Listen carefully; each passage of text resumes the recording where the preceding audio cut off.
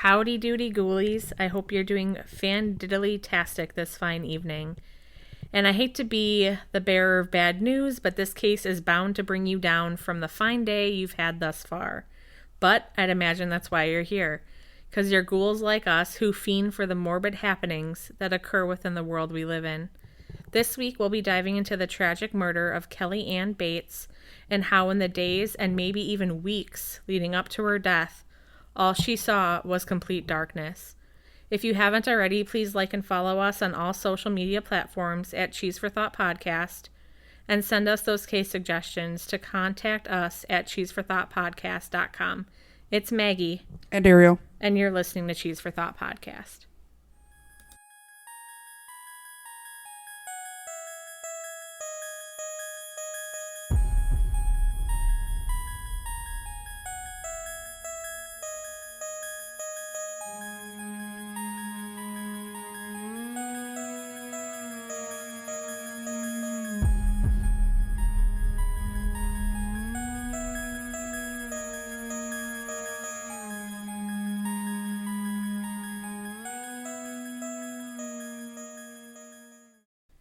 All right. Kelly Ann Bates was born on May 18th, 1978 in Manchester, England, to parents Margaret and Tommy.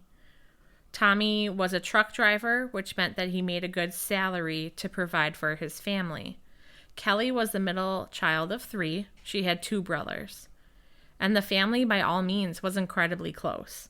Kelly was described by everyone that knew her as a bubbly girl, but they'd often mention that she had an unusual soul, meaning even though she was quite young, she had a maturity to her, and because of this, she gravitated and related much more to people that were older than she was. Kelly was also described as being very sporty and tomboyish. When it came time for her to go off to college, she had aspirations to be a teacher. And because she was good with children, she babysat a lot of kids in the area, so she was a very well-known young lady. And because of her getting along well with people who are older than she is, especially of the parents of these children she's watching, this is how she met James Patterson Smith in 1993. Kelly had been babysitting for friends of James's, and apparently after she was done babysitting them for the night, he decided to be chivalrous and walk her home to keep her safe. Of course, this is super charming, and Kelly Ann enjoyed the attention, much like any other 14-year-old would. She's just starting to go through puberty at this age and becoming more attracted to the other sex with her rise in hormones, so it makes total sense as to why she's smitten. And soon enough, Kelly starts to feel like she's falling in love with James. He's mature and older than she is, so that makes her trust and sense of security go up in his presence. Now, James isn't exactly a perfect match for her, in my personal opinion. I'm assuming not only just because of the age, obviously. Yeah, and we're going to get into it. It's a pretty big age gap. We'll get into it in a little bit, but yeah, not a good match. Mm-mm. She's 13. He's obviously an adult at this point. Yeah, because he has kids. So, she's watching his kids. Yeah, well, I don't think he had kids. I don't know if she did. I know his previous girlfriend was pregnant, but I didn't really follow up. Got it. Yeah, we'll keep going. Kelly is a young girl who comes from a loving family and has these big aspirations to be a teacher, as we mentioned. She has her entire life ahead of her to find the love of her dreams, and James just doesn't feel like he's it to me. He's just not it. James was unemployed and had already been divorced once at this point in his life. Not to mention, he's considerably older as well. Now, what no one knew was that James's previous 10-year marriage that ended in 1980 was because of domestic violence. Now, let's go back here for a second. Kelly was born in 1978, and his divorce was in 1980. Oh, God. Which means Kelly was only 2 years old at the time of his divorce. And he was married for 10 years, mind you. So. Yes. Between the years of 1980 and 1982, James dated a 20-year-old named Tina Watson, and their relationship was basically for his gain. He'd talk about his rage I'm sorry, he'd take all his rage out on her throughout the course of these 2 years as if she were a punching bag. It began with tapping and slapping her and escalated as far as kicking her, punching her, hitting her over the head with an ashtray, kicking her in the legs as well as between her legs. Oh, God. Yeah. Severely beating her while she was pregnant with his child and attempting to drown her while she was in the bath. Jeez. So this is his previous relationship. Yeah. Oh, God. Yeah, and like, he was about to have a kid with her. That's terrible. Yeah, so she was pregnant. I don't know if she had the baby. I don't know what came of that. After the relationship with the 20-year-old ended in 1982, James decided he's going to go for someone even younger than 20. So he already had this in his mind, like, you know, someone younger who I can manipulate because they're naive. Exactly. He knew what he was doing. That's just sick that he already planned that out. Like, yeah, let's get younger. It's like, who thinks like that? Yeah, a sociopath. Oh. He began dating Wendy Motorshead, who was only 15 years old. Again, James is repeating old patterns of violence and attempts to drown her in the kitchen sink. Wendy was later quoted that it frightened me, but you do get to the point where you're too frightened to say or do anything. You just took it. Which makes sense, and she's also a child. Right, she's 15. So it's like... There's no blame on her whatsoever. Yeah, he very much groomed her. Oh, yeah. Because it's like, I mean, eventually we get numb to anything. Like, look, life is terrible, and it's hard, and it's like, oh, it doesn't even faze me anymore. We went through so much through our life so far. But, yeah, eventually, just like anything, you get used to it, and you take it. I feel like this perfectly describes domestic abuse. Oh, yeah. Yeah. Mm-hmm. Even though someone knows it's wrong, and even though they accept it, they're not deserving of it, and they're aware that they don't deserve it. The ramifications of saying no and fighting back can be so daunting because you think you already don't have to do very much to get this kind of harm bestowed on me, and you know if you retaliated, it could be much worse. Oh, yeah. Right. In the 1980s and 90s, there was a massive problem in society where adults did go out with teenagers and it was viewed as normal or a normal part of progression into adulthood. But at least now we recognize that it still happens, but we're better at realizing that the child is a victim and not a willing participant in a relationship with an adult. So clearly, he's very dangerous and shouldn't be allowed around anyone, especially a 14-year-old girl. Now, had she and her family looked James up and dug up more information on him, maybe what happened to her could have been avoided. So knowing what we know now, there isn't a doubt in my mind that from the second James met Kelly, he began grooming her. So at this point, Kelly is happy and outgoing. She's a teenager. And this pattern that James had with all his previous relationships is now developing in his relationship with Kelly Ann. She just isn't aware of it yet. It's important to note that Kelly did initially keep this relationship a secret from her parents. Understandably so. I'm sure they wouldn't have approved of that. That's what I said, which makes total sense. As a mother, I couldn't imagine my daughter coming home at the age of 13 to tell me she's been hanging out with somebody in their 40s. Oh, so he's in his 40s. Okay. It's gonna get even worse. Immediate red flag. And of course, if I did speak up and say that it isn't okay, I know from when I was a teenager, that'd only make her want to talk to him even more. Granted, I only have a son right now, but if he came to me at 40 years old and told me he was seeing a 13-year-old, I'd immediately be concerned and reach out to the parents. Immediately. I don't think that's okay. No. I feel like Kelly Ann internally knew that this wasn't a normal relationship, and her parents would flip their lids had she told them right away she was seeing a much older man. So when she did come out and tell Margaret and Tommy about her having a boyfriend, she told them his name was Dave Smith and left out his age. Now, as I mentioned earlier, Kelly Ann was very mature for her age and typically hung out with an older crowd. So her parents assumed her newly mentioned boyfriend was a college student. Okay, so they did assume older, but just not that old. Right. Okay. And because of the information, or lack thereof, her parents are not aware of the spider web of manipulation that Smith is casting over Kelly Ann. They have no idea. They just think she's in an innocent relationship with a college kid. Which, again, it's I still feel like that'd be weird. Like, if you had a daughter who's 13, she still shouldn't be dating someone in college either. Yeah, I agree. It's just, I don't know. That's just still weird. too young. Yeah. Unless he was like 18 maybe. But and it's she like was, as a parent 17, too, but... it's like if you say no, that's just gonna That's draw true. them more Yeah, to that's them. true. So And the it's fact like, that she even went to them and said that she was seeing someone, they probably didn't want to be like, oh, well, she at least told us that. yeah. At least she wasn't hiding him altogether. And I think as a parent, you want to believe like you did a good job raising your kid to know right. not to put themselves in any situation. Mm-hmm. But anyways, let's move on. So Smith wanted Kellyanne to lie to her parents for one reason and one reason only, to alienate her from her parents so he could be in control of the situation. This behavior is very common for abusers. The more lies you get the child to tell their family, the more friction, resentment, and problematic behaviors will be created, which in return will weaken the ties within the relationship. Kellyanne at this point starts sneaking out of the house in the middle of the night and has this constant need to be in James's company. To her, she needed to be with him in order to be happy, which of course started to raise concern in her parents' eyes. So now they're like, ugh, this isn't good. Like, yeah, we don't know about this. Right. We still haven't met the guy. And, she's leaving in the middle of the night. I don't know. And whenever she is away from James, James is checking in on her to see where she is, which is a huge problem because it shows he wants to be in control of her and know her every move. Mm-hmm. However, to a young girl such as herself, it tells her that he really loves and cares for her and wants to know she's safe. Oh, so there he is manipulating the situation too. Oh, already. Right off the bat. He knows what he's doing.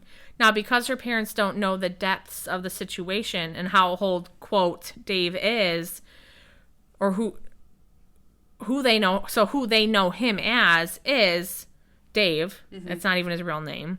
They also think that all the calls she's been receiving from him are about how he cares about her. But obviously, it's not about his love for Kellyanne, but his need to have the upper hand and have a sense that he's in control. So obviously, as I just mentioned earlier, Kellyanne's parents are incredibly concerned with her leaving during the hours of the night and staying out far too late for a 13-year-old girl. Smith tries to get Kellyanne's parents on his side by speaking to her mother over the phone, sharing he's also concerned about her leaving the house and staying out late in the night.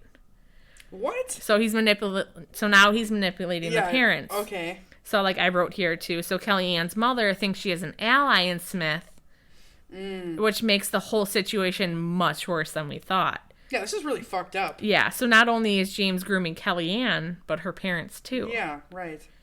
The day Kellyanne turned 16, she moved into Smith's 2-bedroom home, even though her parents had never met him face-to-face. So, they moved in together when she was 16. And I'm honestly surprised that's even, legal, but I guess... I did Google it, yes. So, where are we? In England. In England, the legal age is still 16 for consent. I did look it up. Oh, Lord. Yeah, so it's still that young. Because I was very curious. I'm like, is it still that? Yeah. Interesting. Okay. 16 is still the legal age for consent in England. Now, one day, Kellyanne goes over to her parents, and she tells them that she has a surprise for them. I don't like this. Now, what is that special surprise, you might ask? Well, it's for them to finally meet her boyfriend, of course. Oh, thank God. I thought you were going to say she was pregnant. No. Thank God. After all these many passing years, it certainly didn't go as her parents would have hoped. Because when they saw Smith for the first time, they realized instantly that he'd been considerably older than what they thought. Yeah. Yeah, I'm going to tell you just how big the age difference is here soon. But all right, buckle it up.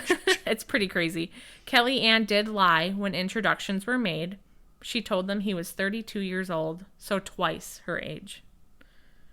Eek, not the best news to hear as a parent. No. But her parents could still tell, just by appearances, he was much older than 32.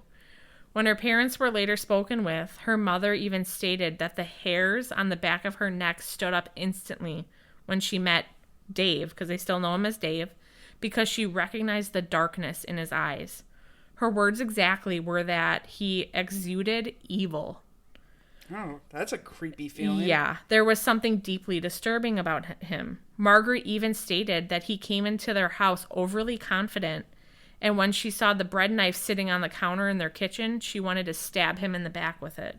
Oh, wow. Okay. At that moment, she thought it was very strange for her to have a thought as unusual and to even think of doing something so violent. But looking back at it later, she wondered if it was some sort of sixth sense. And it most certainly was. Motherly instinct. 100%. I'll have you agreeing with me here in a bit. It most certainly was, yeah. In fact, after her daughter was murdered, Margaret said that not killing him there and then was the biggest mistake of her life. Oh, that's sad. Kelly Ann's father felt very similarly to Margaret in regards to James, and he even went as far as to have a conversation with Kelly Ann, saying he's a bit older than she, and questioned her as to whether or not this is something she actually wants, to which she assures him that it is. And she also mentions to her father that she finds it difficult to connect and relate to people her own age. In the torturing days that followed this not-so-lovely meet and greet, Kelly Ann's mother starts to talk to people around town and asks them if they know anything about a man named David Smith, to which no one has because, as we know, this is a fake name. Mm-hmm.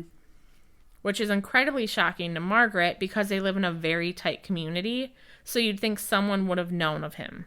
Oh, so it's like one of those towns where it's like everyone knows everyone. And right. Okay. After not getting very far with her community, she then reaches out to Smith over the phone and starts questioning him about his identity, and that's when she finds out his real name is not Dave, but in fact James, or Jimmy, as he preferred, and that he wasn't 32, but a whopping 48 years old. Let that sink in. Nope.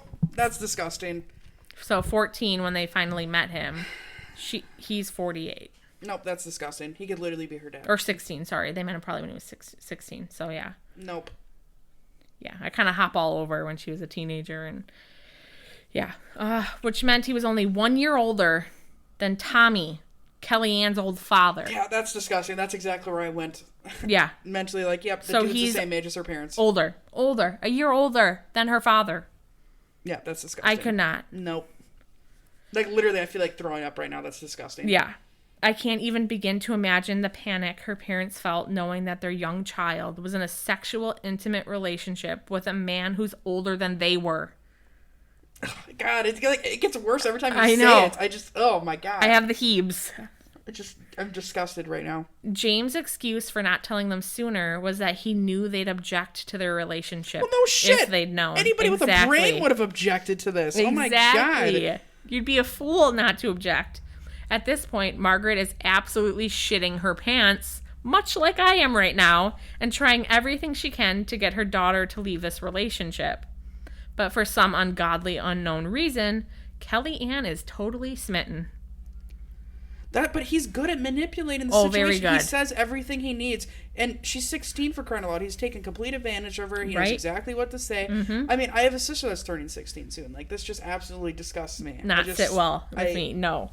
Mm-mm. Oh, my God. I know. It's pretty gross. Her mother is actually begging her to come back home at this point, to which she refuses. She's over 16. And like I said, I did put this is where I put 16 is still the legal age in England. So that's where I did my research. So I'm like, I'm kind of curious. That's exactly when I looked it up. I was hoping that was the good news, that it changed after this and she changed all the laws or something. And so she was of legal age to make her own choices. So she didn't have to. Her mom's hands were tied. There was literally nothing she could do. And then I put here, like, social services couldn't get involved. Nobody. She's an adult now. Yep, so, nobody.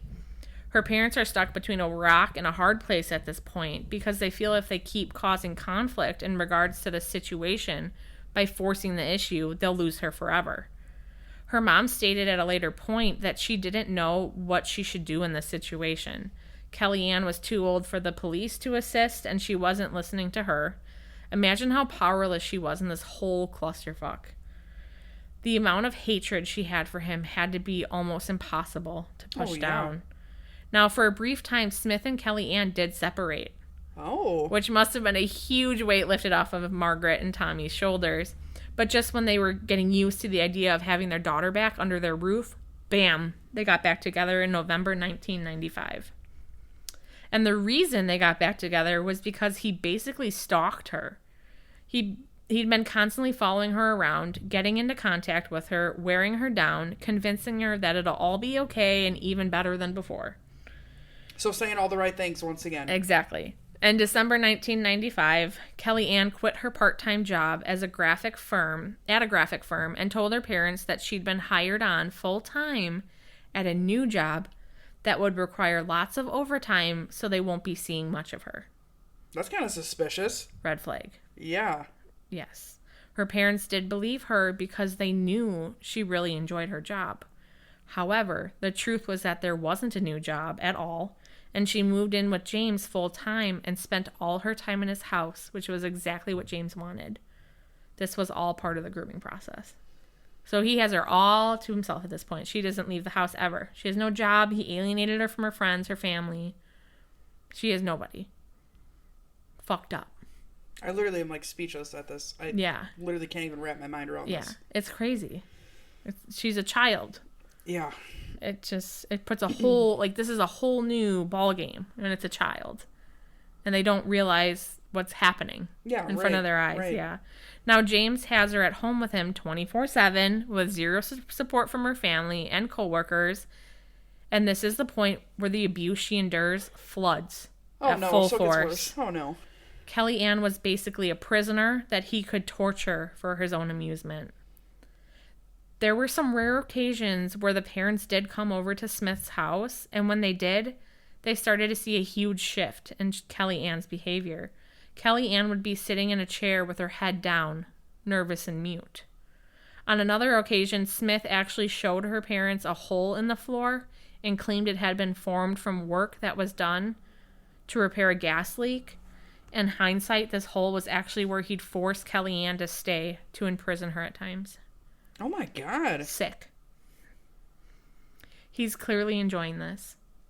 He's creating a backstory for a hole beneath them that he uses to objectify their daughter. It's as if he was letting her know that her parents were there and they saw that prison and that he kept her in there and they were not even aware of it or what the hole even was. Mm-hmm. He got some sick fascination. And he lied and manipulated that situation too. It was his way of giving her a message that they can't save her. And no one can. This man is absolutely foul.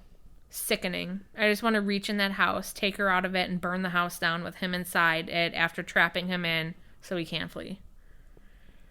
At some point, Kellyanne returns home to pack up some of her belongings that were left behind, and Margaret notices that one half of her face is completely black, as if it were one solid bruise.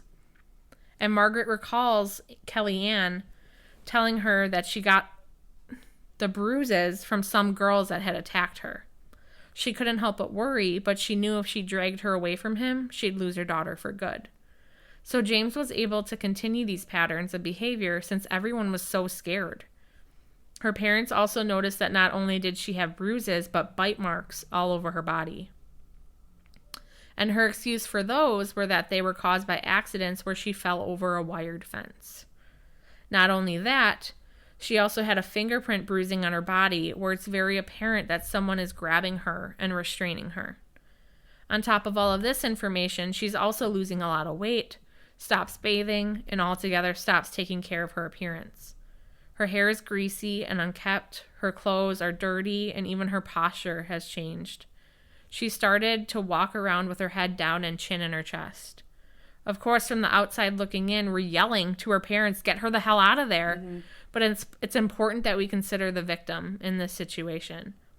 Even though Kellyanne is making some visits to her parents' house, in the end, they do come to a halt.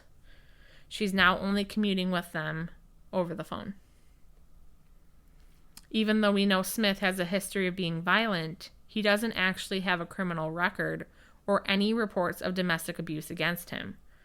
By this time, Margaret is convinced that domestic abuse is happening to her daughter, but it's only a thought Margaret has, and she has no viable evidence that it's even occurring because Kellyanne has never once complained about it. The police and social services advised Margaret to make a doctor's appointment for Kellyanne and for her to go in herself and explain the situations to Kellyanne's doctors. I had no idea this was even a thing. Yeah, I didn't know that. Yeah. And their reasoning for advising her to do this was if Kellyanne goes to the doctor's office herself after this appointment with Margaret, they would have notes and be aware of the situation and could look out for any signs of abuse. Okay. I'm assuming they have to legally report it then or something. Right. Okay. I would imagine.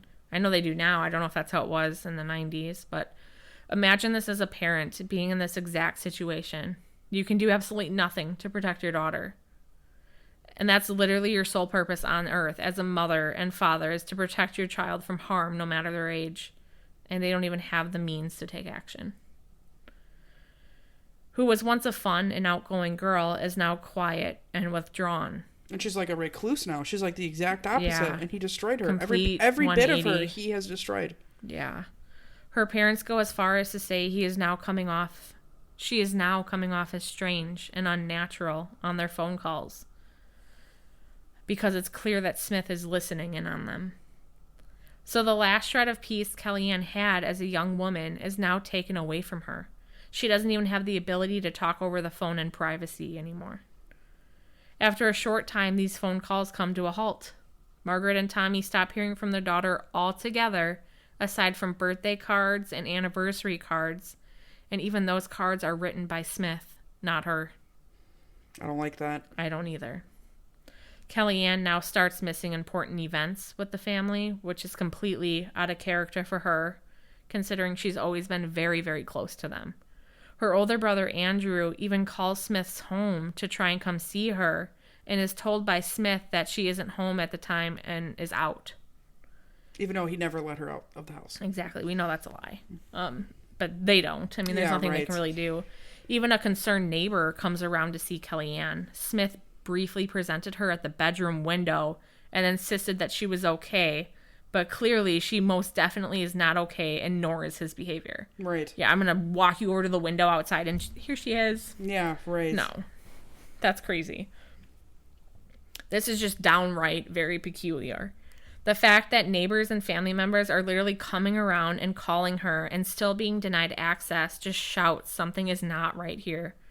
She's with absolute certainty his prisoner. Mm-hmm. He is in complete possession of her. Smith owns her, and no one, not even her closest friends and family, can have access unless he says so. We can only imagine what is going on behind closed doors. On March 10th, 1996, Margaret gets a call from Kellyanne informing her that she's missed a dentist appointment. This call is the last one that Margaret ever receives from her daughter. I have chills right now. During this phone call, she promises Margaret that she's going to spend time with her on Mother's Day. This would have been the next Sunday after her dentist appointment, but she never shows. Oh, God. After 2 weeks of them not hearing from Kelly, her parents become desperate. They have thoughts to march right over to Smith's house to demand what's going on, but Andrew, Kellyanne's brother, advises against it and states that one of his friends has in fact seen her around town and she is okay. And unfortunately, this is a case of miscommunication. Yes, his friend had seen her, but not recently. Okay. On April 16th, 1996, Smith entered Gorton Police Station and claimed he accidentally killed his girlfriend. He states, I have chills again, I freaking hate this case. I hate this guy so much right now. Me too. I don't like this case at all. I mean, I don't like any of them, but this one. Yeah. He states that she'd been in the bath, they'd argued, and she inhaled bath water. And when he tried to resuscitate her, he wasn't able to save her. Now, if you're confused on the timeline here, like I was, Mother's Day is not celebrated on the second Sunday in May, like it is here in the States. It's celebrated on the fourth Sunday of Lent, which is March 30th, this year in England. Because, like, the timeline, I don't know if you caught it, but we were in, I think, was it April? Or March? I don't remember. I was lining up the dates, and I was like, this isn't, what? Mother's Day isn't in March? And then it is in England. Got it. Yeah. I also don't understand how he said his whole story doesn't make. Yeah, I accidentally killed her. She inhaled bathwater. Okay, that doesn't sound like an accident, but no, definitely not. And they will see that. So let's keep going.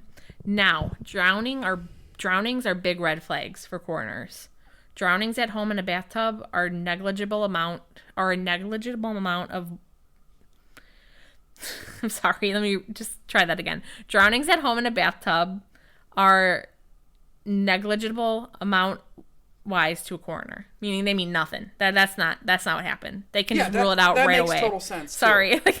That makes can't total talk. sense why it would. The minute they hear about a drowning, they think, who drowned that person? Right. That's exactly what I was thinking. Yes. Because that doesn't just happen. Right. An occurrence as this is so rare. Very important to just say that. And it's not like she was like a little kid where that could accidentally happen. Right. You know. But like, even still, sense. I feel like that's... I mean, I'm thinking like an unattended baby or something, toddler, but... Yeah, I don't know. I never believed... I don't know, I wouldn't believe it even with a kid. I think it's hard. I think it's hard for someone to drown. They say you can drown yourself in a cup of water. Isn't it like 3 ounces of water? Yeah, something like that, yeah. But I still... But that you'd be deliberately doing that, I think. Putting and your I face feel in like water. our body naturally, like, tries to prevent death from that. Yeah, which makes total sense. It's going to resuscitate it back up or whatever. However, despite his reasonings for being at the station, he then goes on to say to the police officer, I killed her. There it is. I know I have. Mm-hmm. Immediately after he's done speaking and he states he killed her and that he knows he did, authorities rush to the residence. When they arrive on scene, they find Kellyanne in their bedroom, naked, cold, and without a pulse. She was only 17 years old. It was immediately obvious that this was no accident. Kellyanne had been subjected to horrific, sustained abuse, and to confirm this, police found traces of blood in every single room on the property. Now, arguably, part of it would have been during the time that he was murdering her, but mostly it was because she had been repeatedly and brutally attacked by Smith. Constantly. The coroner did find that her reason for death was drowning. For the last few months of Kellyanne Bates' life, she had been subjected to the most horrific amounts of abuse and torture. Smith clearly wanted to inflict the maximum amount of pain and suffering upon her. She was kept as a prisoner in the bedroom of Smith's house. She'd been tied to the radiators and chairs within her home, or the home, by her hair. Oh my God. Yeah. And they know this because they found reminiscences of her hair wrapped around them. On other occurrences, he would tie a ligature around her neck and tie her to the radiators and chairs. She'd been starved. She'd lost over 44 pounds in weight. And she was already small to begin with. She was small to begin with. She was just a kid, yeah. At the time of her death, she hadn't been given food or water. The pathologist that examined her body said, in my career, I've examined almost 600 victims of homicide, but I have never come across injuries as extensive as these. In total, 150 separate injuries were identified upon her body, varying in duration as to how long they'd been there, including smashed kneecaps, burn marks on her buttocks, left leg and thigh inflicted by a hot iron, fractured arm, multiple stab wounds caused by knife, forks, and scissors, even stab wounds inside her mouth. She had crushed injuries to both of her hands, her ears, nose, eyebrows, mouth, lips, and genitalia had all been mutilated. She had wounds caused by a spade and pruning shears. Smith partially scalped Kellyanne. Smith also strangled her with a ligature. I mean, all this is bad enough, right? I'm saddened to tell you this isn't the worst of it. Yeah, it's sad. The worst injuries inflicted on her were to her eyes. The pathologist established that at some point between 5 days and 3 weeks before her death, Smith had gouged out both of her eyes. Oh my God. Probably using his fingers. And later he'd even stabbed the empty sockets. So clearly, this was not an accidental drowning. She was subdued to an insane amount of abuse. Even after he had done all these horrible acts to Kelly, including robbing her of her sight, he then placed her in a scalding hot bath, beat her over the head with the shower head, and held her head beneath the water to drown her to death. I know. Do you need to take a second? This is horrible. This is absolutely horrible. When the police came to Margaret and Tommy's front door, they didn't have to say anything at all. Margaret already knew what she was about to hear. In fact, she opened the door and said, he's killed her, hasn't he?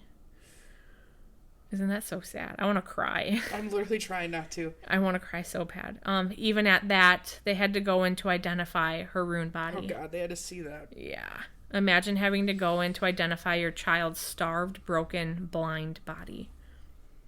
Now, during questioning when Smith is in custody and charged with the murder of Kellyanne, and his question as to what he's done, what do you think he says? Nothing. He obviously takes full responsibility for it and says, "You've got me. I deserve to be punished for my crimes, so lock me up and throw away the key." No, he deserves to die. Psych. He certainly does not say that. He doesn't say that. This is not at all what he says. He does exactly what you'd expect a coward to do and puts all of the blame on Kellyanne.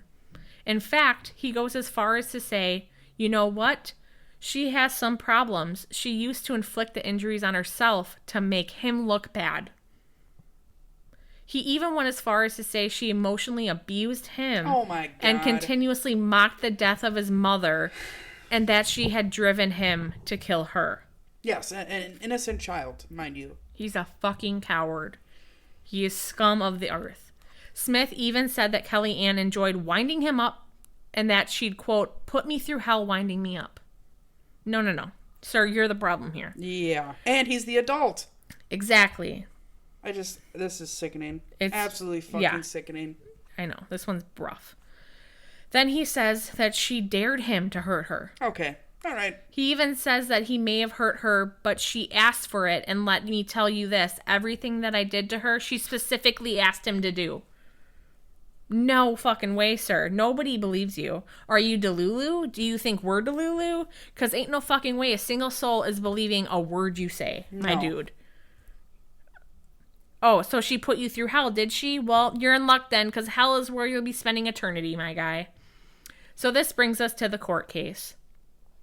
What do you think James pled? Why? Not guilty, of course. Yeah. Because he's a sociopath. The jury went away and deliberated for a total of 1 hour and came back with the verdict guilty. On November 19th, 1997, he was sentenced to life imprisonment with a minimum term of 20 years. Which is not even long enough. No. I would. He deserves to never see the light of day again, and honestly, they should have just killed him on the spot. I agree. Margaret died 24 years after Kellyanne's murder, so not all that long ago, at the age of 65. Her husband Tommy said she was always saying that she wanted to get reunited with Kellyanne. She battled breast cancer twice and had major chemotherapy treatment. She didn't die of cancer, however, but respiratory failure, which was brought on by an asthmatic condition. Smith actually became eligible for parole in 2017, but he didn't get it. Thank fuck. He later had his first parole hearing in 2023, and they declined to make any changes to his confinement. So literally like 2 years ago. I want to end this episode by stating that the evidence that the jury had seen was so traumatizing that every juror was offered counseling after the trial, and every single one of them accepted it. Oh my God. Yeah. Can you even imagine? No. I don't even know. Like, even hearing you describe it is traumatic for me right now. I couldn't even imagine fucking seeing this. Me neither. And having to see him. Right, and like you don't get a chance to, or like an like yeah, you don't can't get an opt option. Out. You have to be there. You don't get an option to be on the jury. Yeah. No. Like that sucks. I just literally can't. I'm visualizing it and thinking about it, and even that, I couldn't even imagine physically having to see those photos. I know, isn't it sad? Like, I'm ready to throw up right now. I know. Well, we're almost done.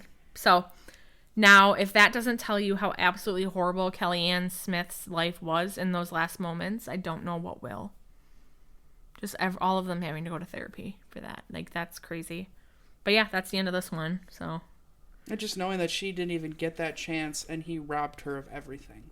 I know. And for what? Isn't this one sick? What did he get out of this whole thing? It's not like he killed her because she had this life insurance. What was the fucking point? He's just He ill. took advantage of a child. I don't understand. So he's clearly alive still. Yep, I imagine. He is still alive. I didn't see anything that he died, unfortunately. Is her dad still alive, did it say? He's got to be, because I didn't see anything about him dying either. Well, I give him and her older brother, I don't know. I give them, like, the most sympathy ever. Me too. I just can't even fucking imagine. I am so sorry. Like that. Oh, my God. Even sorry, like, that doesn't mean anything. No, it doesn't. And I just... I know. It's tragic. I just was not... This one really, like, fucked me up. Like, because I've been done with this case for a month now. And I physically couldn't hop into another one. I was like, I can't. I need a break. I think that literally this one is so different from everything else we covered too. Yeah. You know, because most of the other people were like, not that it was not as sad or anything, but it's like they were all like repeat people and repeat offenders. Yeah. Yeah, and it's just like this. And just he was came a out of repeat offender. Sure, right, but for abuse, but not killing. Yeah. And like gouging her eyes. I literally can't even like comprehend this or fathom. Me this. neither. I just literally cannot. I can't either, and that's why I'm like, I just need a break. I literally hope this guy dies. That's so like too. the best possible thing. Well, I how could about say. we go kill him? I don't know if it's worth going to prison. But It's not. Yeah. I don't even know what to even think. This has been mind-boggling. I think this was like one of the most graphic ones that we've heard. Yeah. And like discussed. Yeah, this one was bad. And I think it's it's hard. worse because it's a child. That's what yeah, exactly. Like we're in the States. This is not legal age. This is not okay. And the fact that it's still consenting age at 16. I remember when I was 16. This case should have changed that, I feel like. I was such an idiot at 16. Like, I feel like they should push it back. Why would a 16-year-old be able to make those kind of decisions? Like, you're just getting your license. You're kind of an idiot at 16. Yeah. Like, I would never have been able to live on my own at 16, have a serious boyfriend that's the same, like, older than my parents. No like, freaking way. I don't know. I get that she's an old soul. I was told that as a kid, but still, I don't know. I just wish times were different. Yeah, me too. I wish things. And I wish the cops could have helped and stuff, but everybody's hands were tied. It was like the perfect storm here. Everything that could have went wrong did. I know, everything. She was just doomed. The second she met him, doomed. It's like, what was anybody to do? I just feel like crawling in a hole and dying now. All right. Yeah, let's go All do right. that. Let's go crawl in a hole and die now. All right. Well, this is the end of this one, ghoulies. We'll talk to you in a couple of weeks. Until then, creep it real. Adios, muchachos. Bye.